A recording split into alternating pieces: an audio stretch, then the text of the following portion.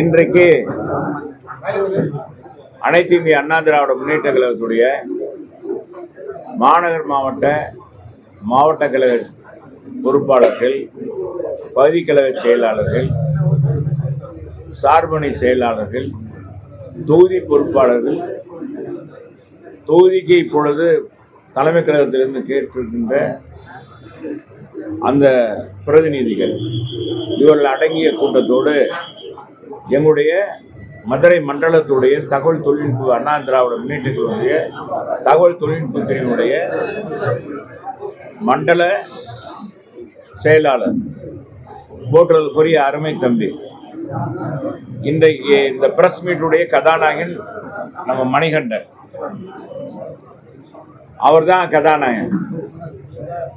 இங்க துணை மண்டல செயலாளர் தம்பி மாணிக்கம், எங்க மாவட்டத்துடைய செயலாளர் கவிச்செல்வம். இவங்களை வச்சு இன்றைக்கு விடிய ஆட்சியினுடைய விலைவாசி ஏற்றத்தை மக்களுக்கு தெளிவுபடுத்துகின்ற வகையில் விடிய ஆட்சியின் வீட்டு பிள்ளை சாட்சி என்ற ஒரு ஆப்பு தயார் பண்ணப்பட்ட அண்ணா திராவிட முன்னேற்ற கழகத்தின் சார்பாக எங்க பொதுச் செயலாளர் புரட்சி தமிழர் எடப்பாடியார் அவர்கள் தான் இதை ஏற்பாடு பண்ணது. அவர் முதல்ல தொடங்கிட்டார்.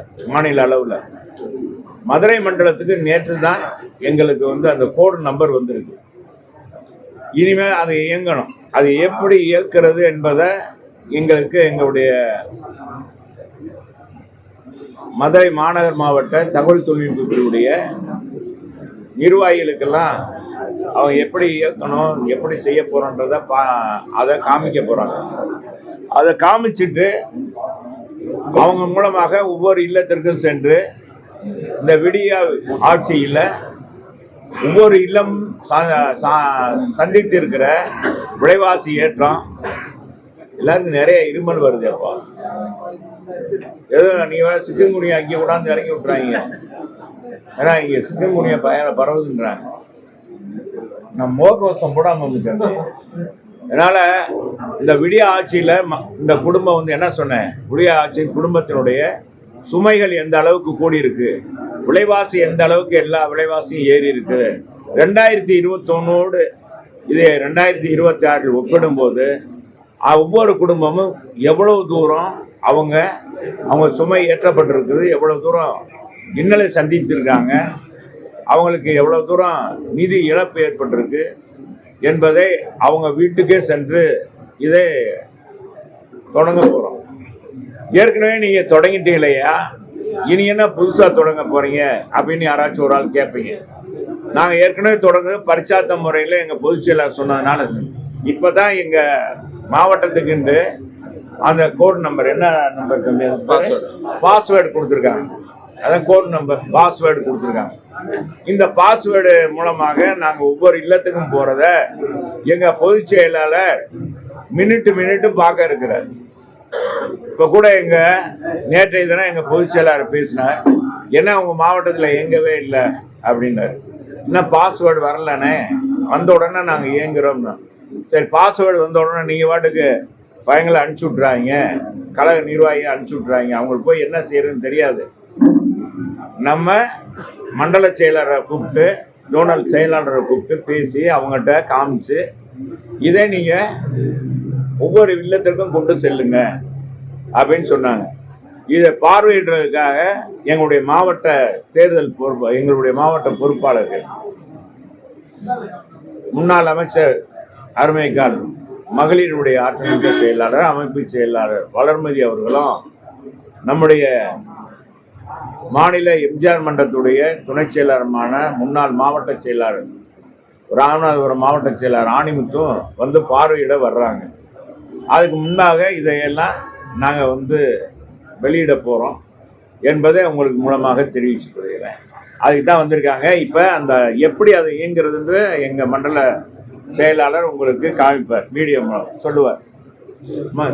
மணிகண்டன், இந்த விடியா திமுக ஆட்சி உங்க வீட்டு பில்லே சாட்சி அப்படின்ற இந்த கேம்பெயினுக்கு மொத்தம் 3 தகவல்கள் கொண்டு போய் சேர்க்கப்படுது.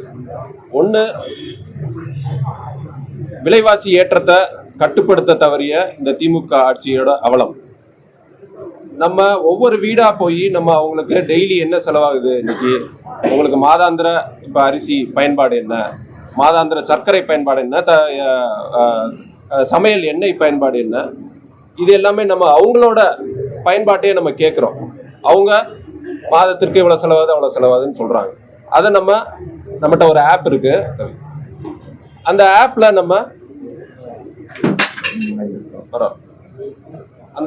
நம்ம அதை நோட் பண்ணுறோம். நம்ம உள்ளே போகிறவங்க பகுதி கழக செயலாளர் அண்ணன் சொல்கிற மாதிரியா பகுதி கழக செயலாளருக்கு மூலியமா ஐடி விங் பசங்க உள்ளே போயிட்டு அதை போயிட்டு கேட்குறாங்க, ஒவ்வொரு வீடாக கேட்குறாங்க, அதை என்ட்ரு பண்ணிக்கிறாங்க. அது போக இது அந்த ஆப்பு ஏஐடிஎம்கே கனெக்ட்ன்ற அந்த ஆப்.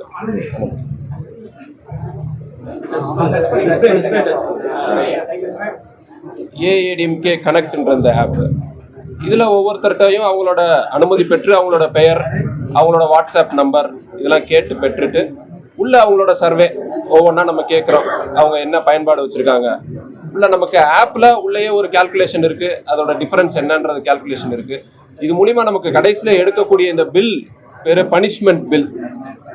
எவ்வளவு ஒவ்வொரு வீடும் ஒவ்வொரு இல்லமும் இந்த 5 வருஷ ஆட்சியில எவ்வளவு இழந்திருக்காங்க. இந்த இரண்டாவது கட்டமா என்ன நம்ம சொல்ல வரோம், இது ஒண்ணு. இன்னொன்னு போய் சேர்றது, கொண்டு போய் சேர்க்க வேண்டிய, நாங்க கொண்டு போய் சேர்க்கிறது என்னன்னா, திமுக ஆட்சியில கொடுத்த வாக்குறுதிகள் பல அதுல நிறைவேற்றாமல் விட்டது தான் முக்காவாசி. 10% கூட நிறைவேற்றல்ன்றது நம்ம எல்லா பேத்துக்கும் தெரியும்.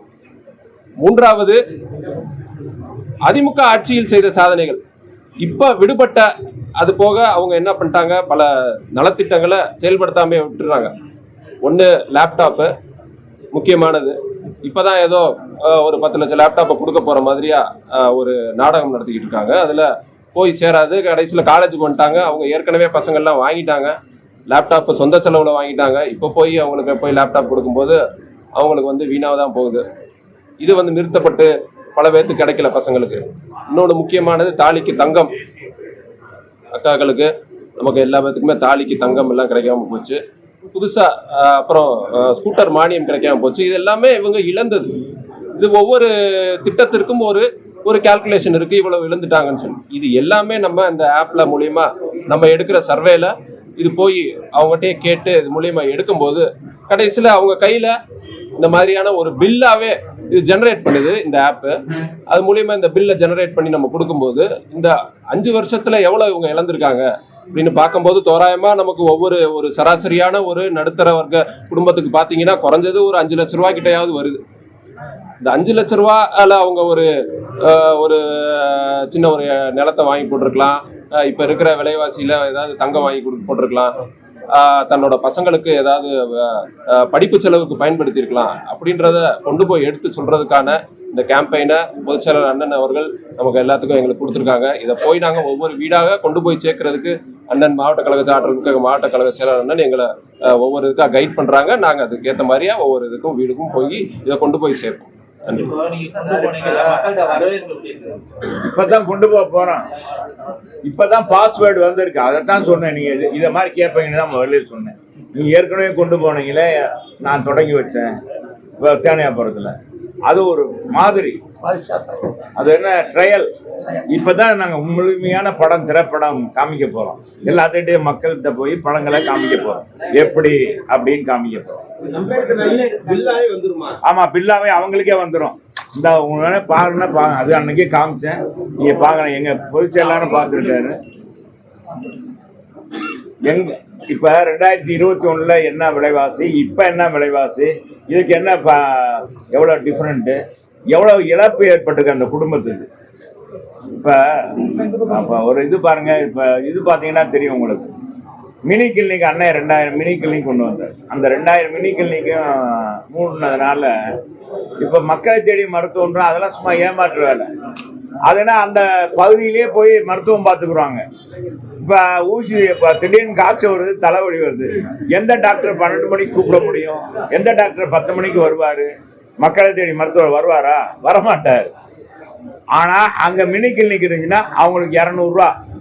இப்போ ஆட்டோ பிடிச்சி போகணும், 200 ரூபா செலவாகும். டாக்டர் சும்மா ஊசி போடுவாரா? அவருக்கு 500 ரூபா கொடுக்கணும். ஆக 1000 ரூபா ஒரு ஆளுக்கு ஒரு குடும்பத்துல மிச்சப்படுது. அதை செய்தவர் அண்ணன் எடப்பாடியார். அதையெல்லாம் இதுல காமிக்கிறோம்.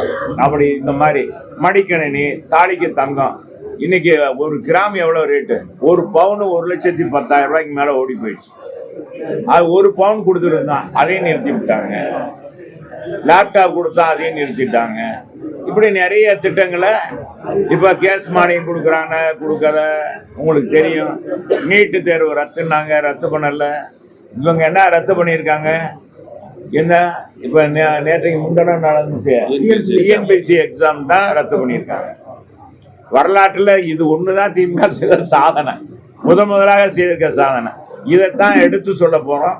அதுக்கு இன்னைக்கு உங்க மூலமா எல்லாத்துக்கும் ட்ரெயின் அப் கொடுத்து அரிசி என்ன இதெல்லாம் வந்து ஜிஎஸ்டி எல்லாம் வேற போடுறாங்க. அதனால விலை இதா இருக்குல்ல, மத்திய அரசுக்கு அதுல பங்கு இருக்குல்ல. இல்லைங்க, அப்ப நீங்க சொல்ற அரிசி இதுக்கெல்லாம் மத்திய அரசு வந்து எல்லாத்துக்கும் மத்திய அரசு ஜிஎஸ்டி அரிசிக்கு எவ்வளவு அரிசி போடுறாங்கன்றது பாருங்க. இன்னைக்கு 40 ரூபாய்க்கு வாங்கின அரிசி இன்னைக்கு 70 ரூபா 80 ரூபா விற்கிதுங்க. அவங்க 2% 1% போடுறாங்க. அதை போய் பெருசா சொல்றீங்க. இந்த அரசு விலைவாசி எல்லா ஆட்சியிலையும் விலைவாசி ஏற்றா இருக்கும். நான் அதெல்லாம் மாற்றம் இல்லை. நீங்க கேட்கறதுக்கு முன்னாலே நான் சொல்லிடுறேன், எல்லா ஆட்சியிலையும் விலைவாசி காலத்துக்கு தகுந்த மாதிரி மாறிக்கொண்டே தான் இருக்கும். அதை கட்டுப்படுத்துறதுக்கு நடவடிக்கை எடுத்திருக்கணும். இவங்க கட்டுப்படுத்துறதுக்கு நடவடிக்கை எடுக்கல. எங்க காலத்துல வெங்காய விலை கூடி போயிட்டு எகிப்துல இருந்து கொண்டு வந்தான். அதை கூட ஈஜிப்துன்ட்டு அதை போட்டு ஓட்டிட்டீங்க நீங்க இல்லையா? அது ஆக்சுவலா அந்த வார்த்தை சொல்லுவாங்க. அரேபிய கண்ட்ரில இருந்துலாம் பெரும் வெங்காயம் வாங்கிட்டு வந்தோம், சாம்பார் வெங்காயம் போட்டோம். நார்த் இந்தியாவில் பருப்பு வாங்கிட்டு வந்தோம், புளி வாங்கிட்டு வந்தோம். புளி நம்ம பார்த்தீங்கன்னா தருமபுரி, கிருஷ்ணகிரியிலாம் புளி அதிகமாக இருக்கும். அங்கே விலை கம்மி. அதை இங்கே கொண்டு வந்து எங்கள் ஸ்டோர்களில் குறைந்த விலைக்கு அம்மா விற்க சொன்னாங்க. அந்த கூர்ண விலைக்கு வாங்கி அடக்க விலைக்கு கொடுங்க. அதுக்கான மானியத்தை நானே 2% அந்த 3% இழப்பீடை கொடுத்துறேன். இப்போ காய்கறி நாங்கள் வாங்கினோம், கொடைக்கானல்லேருந்து வாங்கினோம், அங்கே வத்தலக்குண்டிலேருந்து வாங்கினோம், ஊட்டியிலேருந்து வாங்கி பண்ணை பசுமை நுகர்வோர் கடை மூலமாக எல்லாருக்கும் கொடுத்தோம். இப்போ தக்காளி விலையெல்லாம் கூடுச்சு. அப்போ பார்த்தீங்கன்னா பெங்களூரு, கர்நாடகா, ஆந்திரா இங்கெல்லாம் பறிச்சா. அப்போ அந்த லாரி ஃபேர் ட்ரெயின்லேருந்து வருது இல்லையா, அந்த ஃபேர் எல்லாம் அரசாங்கமே ஏற்றுக்கொண்டது. அது மாதிரி இவங்க ஒரு நடவடிக்கை எடுக்கலை. அதான் விலைவாசியை கட்டுப்படுத்துறதுக்கு காரணம். வெங்காயத்தை பதுக்கி வச்சிருந்தாங்க விழுப்புரம் மாவட்டத்தில். 910 டன் வெங்காயத்தை அவங்க ஒரு வியாபாரி கள்ள மார்க்கெட்டில் விற்கிறதுக்காக பதுக்கி வச்சிருந்தார். அதை எடுத்து நாங்கள் ஏற்கனவே எங்கள் முதலமைச்சர் புரட்சி தலைவர் அம்மா அண்ணன் எடப்பாடியார் காலத்தில் அந்த வெங்காயத்தெல்லாம் யார் பதுக்கி வச்சாலும் அதை எடுத்து நாங்கள் மக்களுக்கு கொடுத்துருவோம், என்ன பொருள் வச்சிருந்தாலும் அப்படின்னு சொன்ன உடனே அப்படி இருந்து அவர் செய்யாதனால அவருக்கு இழப்பீடு ஏற்பட்டது. இருந்தாலும் அண்ணன் எடப்பாடியார் தாயுள்ளத்தோடு அவருக்கு என்ன அடக்க வேலையோ அந்த காசை கொடுத்துருங்க, அந்த பணத்தை கொடுத்துருங்க. இதுதான் எடப்பாடியாருக்கும் மற்றவங்களுக்கும் வித்தியாசம். இது மாதிரி நடவடிக்கை எடுக்கலைன்றதை நான் சொல்றோம். டிஎன்பிஎஸ்சி எக்ஸாம் வந்து ரத்து செய்யப்பட்டிருக்கு. இந்த திமுக கூட்டணி கட்சியோ இல்ல மதுரை எம்பி வெங்கடேசன் எதுவுமே கருத்து கூடலையே சார். நீங்க அவங்கள்ட்ட கேளுங்க. இப்ப அவங்க தாலி கட்டிய மனைவியின் மாதிரி ஆயிட்டாங்க. கூட்டணி என்பது தேர்தல் நேரத்துக்கு தான் கூட்டணி. மக்களுடைய ஓட்டுகள் சிதறக்கூடாது. அந்த தேர்தலில் நம்ம நோக்கம் வெற்றி பெறணுன்றதுக்காக தான் அது. ஆனா இன்னைக்கு திமுக கட்சியில இப்ப காங்கிரஸ் தான் போர்க்குரல் எழுதியிருக்காங்க. அன்பு சகோதரர் திருமாவளவன் போர்க்குரல் எடுத்து கடைசியில இப்ப அமைங்கிட்டார். எதனால அமுங்கினாருன்னு தெரியல. உன் கட்சி இருக்கணுமா இல்லையான்னு எதுவும் கேட்டுட்டாங்களான்னு. ஏன்னா எப்பவுமே கட்சியை பிரிக்கக்கூடியது திமுக. இந்திய கம்யூனிஸ்ட் கட்சியை 2ஆ பிரிச்சுட்டாங்க, எல்லா கட்சியும் 2ஆ பிரிச்சுட்டாங்க. ஆனா அது மாதிரி நம்ம கட்சியும் பிரிச்சுருவாங்களோன்னு திருமாவளவன், சகோதரர் திருமாவளவன் இன்னைக்கு பேசாம இருக்காரு. நான் நேற்று கூட ஒரு புள்ளி வர சொன்னேன். இந்தியாவிலே தலித்துகள் அதிகமாக பாதிக்கப்பட்ட மாநிலம் தமிழ்நாடு என்ற புள்ளி விவரம் வருது. அது பெண்கள் அதிகமாக பாதிக்கப்பட்டிருக்காங்க, இளம் பெண்கள் பாதிக்கப்பட்டிருக்காங்க, பாலியல் வன்கொடுமைக்கு ஆளாயிருக்காங்க. இதை கண்டித்து இவங்க எந்த நடவடிக்கை எடுக்கல. அப்ப இப்ப என்னன்னா ரொம்ப பவ்யமா திமுக கூட்டணி இருக்கிறது. கம்யூனிஸ்ட்லாம் எதுக்காக தொடங்கினது? கம்யூனிஸ்ட் ஏழை எளிய மக்களுக்கு போர்க்குரல் கொடுக்கறதுக்கு தான். அவங்களுடைய அவங்களுக்கான நியாயமான தீர்வு கிடைக்கணும் இருக்கு. அதையெல்லாம் மறந்துட்டாங்களே. கூட்டணி எல்லாம் மாவு வருது, எல்லாம் இது வருது, சீட்டு வருது, வாங்கிட்டு போகணும்னு நினைக்கிறாங்க.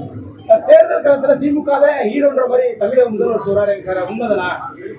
அவர் ஹீரோவா, அவர் வேற அந்த ஜீரோ, அதெல்லாம் சொல்லக்கூடாது. அவர் முதலமைச்சர். அவர் என்னன்றத நான் தான் சொல்லிட்டேன். திமுக எதிர்கட்சியா கூட வர்றதுக்கு இன்னைக்கு முடியாது. மக்கள் குவித்து போயிருக்காங்க. திமுக கூட்டணி எதிர்கட்சியா கூட வர முடியாது. 2011 என்ன நடந்துச்சோ அதே மாதிரிதான் இப்பவும் நடக்க போகுது. 2021 சட்டமன்ற தேர்தலை விட இப்ப நடக்கூடிய தேர்தலை எளிதா வெற்றி பெறுவோம், அந்த நம்ம சாதனை சொல்லியே வெற்றி பெறுவோம் அப்படின்னு சொல்லி சிஎம் பேசியிருக்காரு. நம்ம முதலமைச்சரை நான் வரவேற்கிறேன். சாதனை சொல்லி ஓட்டு கேட்க சொல்லுங்க. அப்பதானே மக்களுக்கு தெரியும். இப்ப கூட நான் நோட்டீஸ் கொடுத்துட்டேன். ராம் தேட்டருக்கு மார்க்கெட்லாம் கொடுத்தேன். எப்பப்பா அந்த தேர்தல் வருது, அந்த தேர்தல் சொல்லுப்பா, நாங்க உடனே நாங்க ஓட்டு போடணும்ப்பா அப்படின்னு சொல்றாங்க. இன்னைக்கு நான் எல்லா தொகுதிக்கும் போயிட்டேங்க. இந்த 10 தேர்தல் அறிக்கை மூலமாக எங்களுடைய ரியல் ஹீரோவாக இன்னைக்கு அரசியல்ல ரியல் ஹீரோ, உண்மையான இந்த 2026 ரியல் ஹீரோ யாருன்னா அண்ணன் எடப்பாடியார். அவர் தான் முதலமைச்சரா ஆக போறார். இது எழுதி வச்சுக்கோங்க. நீங்க எல்லாம் முடிஞ்ச பிறகு என்கிட்ட வந்து இங்க வந்து கேளுங்க. சார், அதிமுக ஆட்சி அமைஞ்சா பூரண மதுவிலக்கு அமல்படுத்தப்படுமா சார்? அதெல்லாம் எங்க பொதுச் செயலாளர்கிட்ட கேட்க வேண்டியது. அது யாரோ ஒருத்தர் கட்டி விட்டாரு அன்னைக்கு. அது நம்ம நண்பர் இங்கேதான் உங்ககிட்ட தான் இருக்காரு. அவர் எப்பவுமே ஏதாச்சும் ஒண்ணு போட்டு விட்டு நம்மளை பழி வாங்குறது தமிழக அணிக்கு டெல்லி அணிக்கு தான் போட்டின்ற மாதிரி தமிழக முதல்வர் சொல்றாரு. அவங்க 1999 பாரதிய ஜனதாவோட கூட்டணி வச்சிருக்காங்க. 2001 கூட்டணியில இருந்தாங்க. அப்ப அவங்களும் பாரதிய ஜனதாவும் கூட்டணியில் இருக்கும்போது டெல்லிக்கும் தமிழகத்துக்கும் போட்டியா? இதெல்லாம் விதண்டவாதமாக ஏதாச்சும் சொல்லணுமே. நம்ம அதான் சொல்றேன்ல, நேற்று நான் சொன்ன கதை தான். வடிவேல் மாதிரி இன்னைக்கு மக்கள் புலம்ப விட்டுட்டாங்க. அவங்க கட்சிக்காரவங்க வடிவேல் மாதிரி நம்ம முதலமைச்சர் நல்லவருப்பா, அவரை போய் புலம்ப விட்டுட்டாங்க. பாருங்க, புலம்ப விட்டுட்டாங்களே.